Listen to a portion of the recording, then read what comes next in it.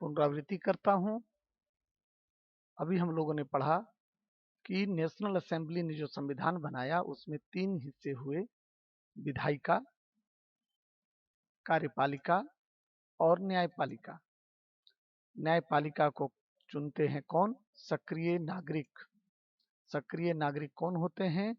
40 लाख लोग सक्रिय नागरिक जिनको मताधिकार का प्राप्त था, और वो सक्रिय नागरिक चुनते हैं निर्वाचकों को, जिसमें 50,000 पुरुष थे, महिलाएं नहीं, एक भी महिला नहीं, उनको अधिकार ही नहीं मिला। महिलाओं को लगभग अपने अधिकार के लिए लगभग 100 वर्ष तक संघर्ष करने पड़े, और 1946 में जाकर उन्हें ये मताधिकार का अधिकार प्राप्त हुआ था। और नेशनल निर्वाचक जो है नेशनल असेंबली के 745 सदस्यों को वो चुनते हैं, और वो नियंत्रण करते हैं किसको? वो नियंत्रण करते हैं सम्राट को और मंत्रियों को। लेकिन सम्राट नेशनल असेंबली के सदस्यों को नियंत्रित नहीं करते हैं, उनका विशेषाधिकार खत्म हो गया। सन 1791 में संविधान ने कानून बनाने का अधिकार नेशनल असेंबली को सौंप दिया। यह भी एक महत्वपूर्ण पंक्ति है जिससे प्रश्न निर्मित हो सकते हैं। नेशनल असेंबली पर अप्रत्यक्ष रूप से चुनी जाती थी। अभी हमने बताया ना, सर्वप्रथम नागरिक एक निर्वाचक समूह का चुनाव करते थे जो पुनः असेंबली के सदस्यों को चुनते थे। सभी नागरिकों को मतदान का अधिकार नहीं था। 25 वर्ष से अधिक उम्र वाले केवल ऐसे पुरुष को ही मताधिकार का सक्रिय नागरिक यानी जिन्हें मत देने का अधिकार का दर्जा दिया गया था, जो कम से कम 3 दिन की मजदूरी के बराबर कर चुकाते थे। यहाँ भी फिर एक बड़ा महत्वपूर्ण है, कौन किन्हें सक्रिय नागरिक दिया गया? 25 वर्ष से ऊपर होना, क्या क्या उसके लिए विशेषताएं थी या फिर उसके अधिकार थे? सक्रिय नागरिक होने के जो विशेषताएं थी या फिर जो उसके योग्यता थी, उसमें प्रथम क्या था कि 25 वर्ष का होना। उसके लिए उनको 25 वर्ष का होना था, अधिक उम्र वाले के। पुरुष होना था, महिला नहीं, पुरुष होना चाहिए, और 25 वर्ष से अधिक उम्र होनी चाहिए, और साथ ही साथ उन्हें मत देने का अधिकार का दर्जा था जो कम से कम 3 दिन की मजदूरी के मूल्य के बराबर कर चुकाते थे। ठीक है। शेष पुरुषों और महिलाओं को निष्क्रिय नागरिक रूप में वर्गीकृत किया गया था। निर्वाचक की योग्यता प्राप्त करने तथा असेंबली का सदस्य होने के लिए लोगों का करदाताओं की उच्चतम श्रेणी में होना जरूरी था। यहाँ से क्या समझ में आ रहा है? फिर स्थितियां वही हो गई, इसको ध्यान से समझ लीजिए। थोड़ी बहुत स्थिति में बदलाव आया, लेकिन रूप बदल गया, लेकिन कहीं न कहीं वही स्थिति हो गई कि पहले नियंत्रण राजा के हाथ में था, चर्च और कुलीन वर्ग के हाथ में था। अब नियंत्रण उसमें से निकलकर जो मध्य वर्ग उभर कर आया, मध्य वर्ग में जो करदाता थे या फिर मध्य वर्ग में जो अमीर थे, उनके समूहों ने पूरे फ्रांस पर कब्जा कर लिया। अब रूप बदल गया, लेकिन एक व्यक्ति के विशेषाधिकार के बदले एक अलग समूह बनाकर उनके विशेषाधिकार हो गए, और अंततः महिलाओं को इस अधिकार से वंचित किया गया। 25 वर्ष से कम उम्र के पुरुष और बच्चों को भी इस अधिकार से वंचित किया गया।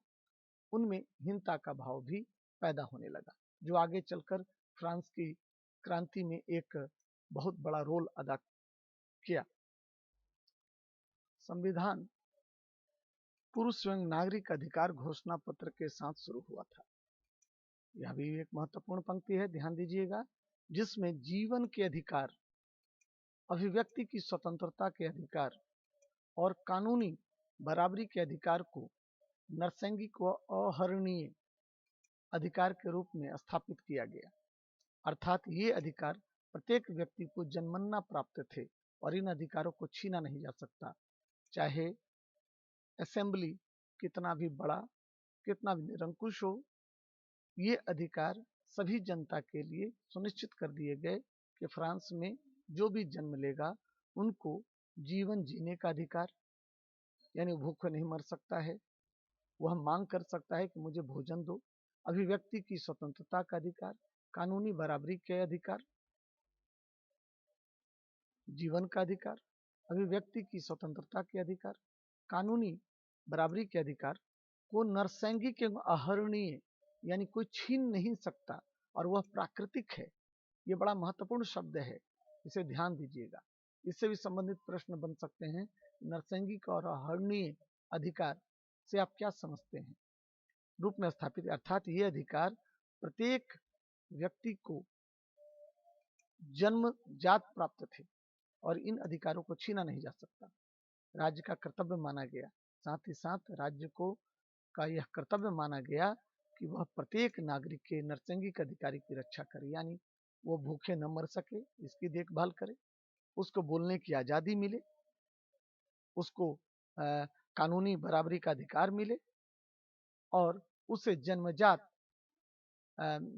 जो अधिकार है इस तरह के, उसकी रक्षा राज्य करे, यानी जो नेशनल असेंबली है वो इसकी रक्षा करे।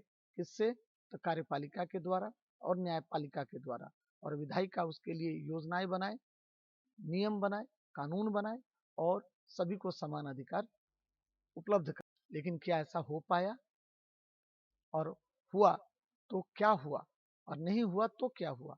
आइए जानें। लेकिन उसके पहले हम देखें, पढ़ें कि पुरुष एवं नागरिक अधिकार घोषणा पत्र क्या था। पुरुष एवं नागरिक अधिकार घोषणा पत्र यह क्या था? पहला, उसके अधिकार में जो घोषणा पत्र में जो अधिकार था, आदमी स्वतंत्र पैदा होते हैं, स्वतंत्र रहते हैं और उनके अधिकार समान होते हैं। हर एक राजनीतिक संगठन का लक्ष्य आदमी के नरसैंगिक एवं अहरणीय अधिकारों को संरक्षित रखना है। ये अधिकार हैं, क्या क्या हैं भाई? तो सबसे पहला अधिकार स्वतंत्रता, संपत्ति, सुरक्षा एवं शोषण के प्रतिरोध का अधिकार, जो कि पुराने जो राजतंत्र था उसमें विशेषाधिकार के कारण से ये अधिकार नहीं थे आम जनता। तीसरा, समग्र संप्रभुता का स्रोत राज्य में निहित है, कोई भी समूह या व्यक्ति ऐसा अनाधिकार प्रयोग नहीं करेगा जिसे जनता की सत्ता की स्वीकृति न मिली हो।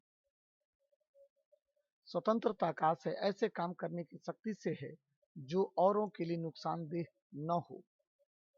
ऐसा नहीं कि अगर आपको स्वतंत्रता का अधिकार मिला है तो आप दूसरों की जान ले लें, उसकी हत्या कर दें या किसी को कहीं भी प्रताड़ित करें या उसका शोषण करें। समाज के लिए किसी भी हानिकारक कृत्य पर पाबंदी लगाने का अधिकार कानून के पास है। कानून सामान्य इच्छा की अभिव्यक्ति है।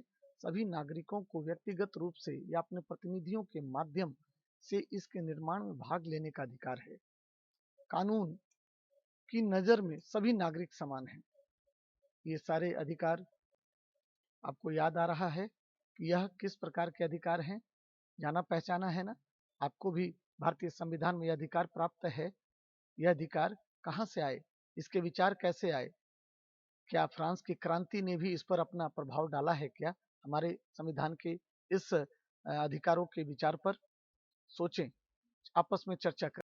कानून सम्मत प्रक्रिया के बाहर किसी व्यक्ति को न तो दोषी ठहराया जा सकता है और न ही गिरफ्तार अथवा नजरबंद किया जा सकता है। अर्थात आपकी व्यक्तिगत विद्वेष हो तो नियमों को बदला नहीं जा सकता। जो नियम संविधान में कानून के लिए तय किए गए हैं वही नियम सबको मान्य किए जाने होंगे। प्रत्येक नागरिक बोलने, लिखने और छापने के लिए आजाद है, लेकिन कानून द्वारा निर्धारित प्रक्रिया के तहत ऐसी स्वतंत्रता के दुरुपयोग की जिम्मेवारी भी उसी की होगी। उस आधार पर उसे दंडित और पुरस्कृत भी किया जा सकता है। सार्वजनिक सेना तथा प्रशासन के खर्चे चलाने के लिए एक सामान्य कर लगाना अपरिहार्य है, यानी जरूरत है। सभी नागरिकों पर उसकी आय के अनुसार समान रूप से कर लगाया जाना चाहिए। चूंकि संपत्ति का अधिकार एक पावन और अनुलंघनीय अधिकार है, अतः किसी व्यक्ति को इससे वंचित नहीं किया जा सकता है जब तक कि विधि द्वारा स्थापित प्रक्रिया के तहत सार्वजनिक आवश्यकता के लिए संपत्ति का अधिग्रहण करना आवश्यक न हो। ऐसे मामले में अग्रिम मुआवजा